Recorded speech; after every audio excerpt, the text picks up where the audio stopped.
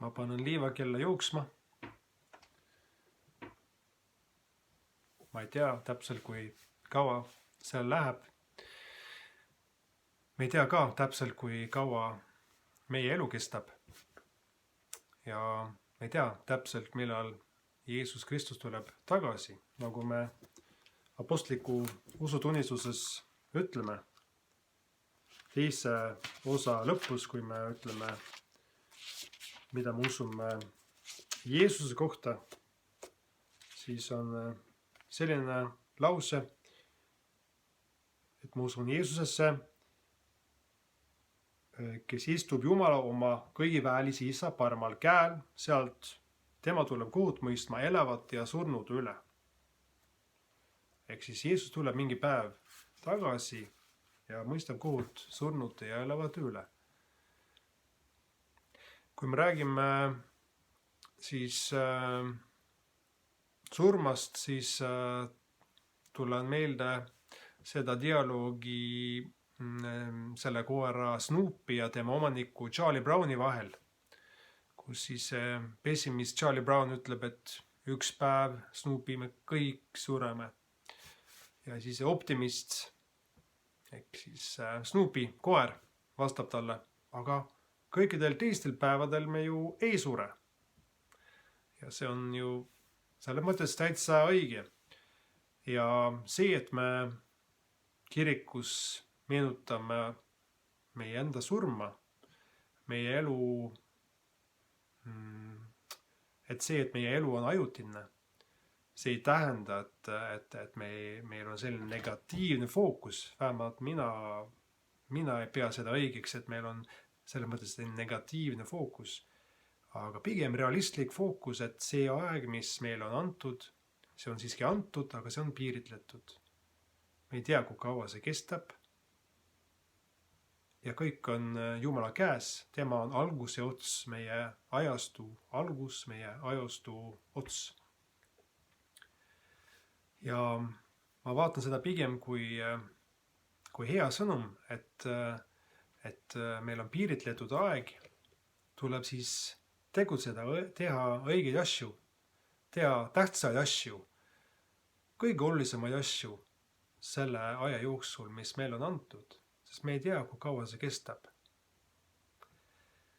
Täna valvamispühapäeval on fookuses siis see, et me peame valvama, olema vaimulikult ärkvad ja ma loen evangeeliumi teksti ette, see on suht lühike, see on Markuse evangeeliumis 13. peatükist. Vaadake ette, valvake, sest teie ei tea, millal see aeg on käes. Nii nagu inimene, kes reisis võõrsile ja jättis oma maja, andes sulastele meelevalla igaühele tema töö ja uksehoidjal käskedes valvata.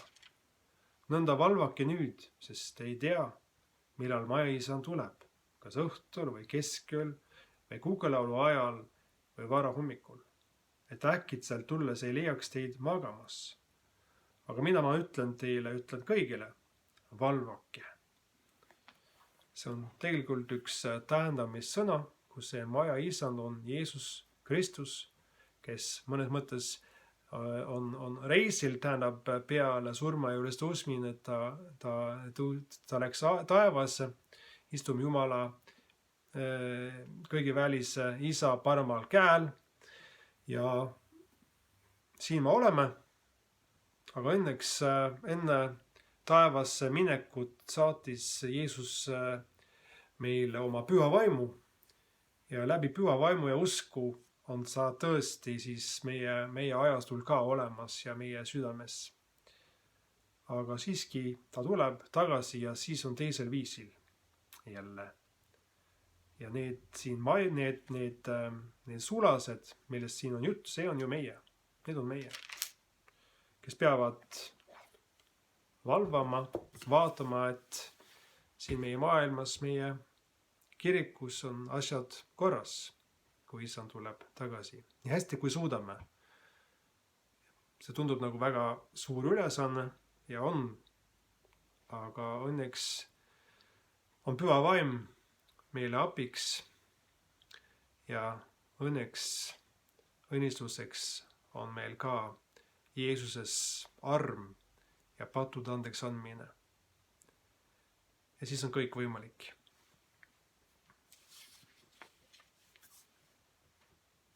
Meie jaoks võib-olla tundub see, kui me räägime lõpuaegadest ja Jeesuse tagasi tulekust, tundub nagu võib-olla hirmutav sõnum. Kas kirikus ei pea olema siiski kosutav hea sõnum? Jah, sõna evangeelium tähendab seda hea sõnum või rõõmus sõnum isegi.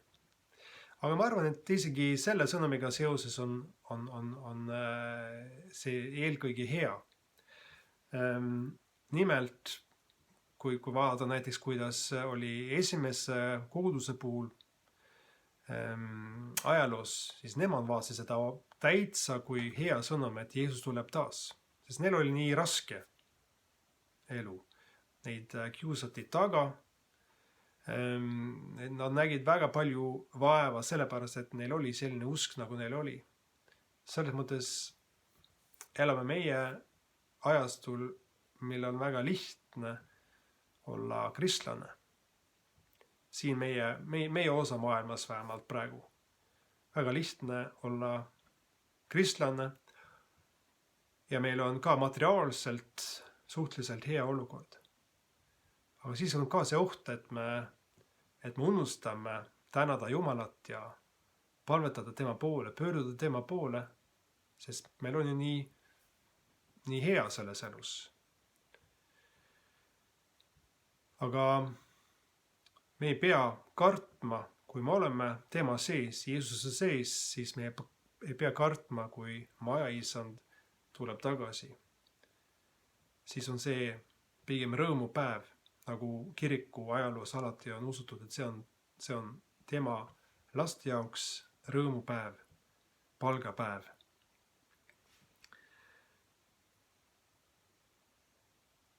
Ja kui midagi veel selle päeva sõnumi kohta öelda, siis ma usun, et meil on seda fookust vaja, et see aeg on piiritletud ja aidaku Jumal meid, Isa, Poeg ja Püha Vaim, teda jälgida selles maailmas, kus on nii palju kiusatusi, nii palju asju, mis võib meie tähelepanu võtta. Me oleme sellises meediaajastul, kus tõesti on raske fookust hoida. Aga hoiame fookust Jeesuse peale, tema on tegelikult meie maailma keskpunkt. Ja Jeesus Kristus on tegelikult meie ajalugu, issand, tema on algus ja ots. Vaadakem teda ja rõõmustame, sest tema on hea. Issand, õnnistagu sind ja hoidku sind. Issand, lasku oma paale paista sinu peale ja olgu sulle armuline. Issand, tõsku oma paale sinu üle ja andku sulle oma rahu Isa ja Poja ja Püha Vaimu nimel. Aamen.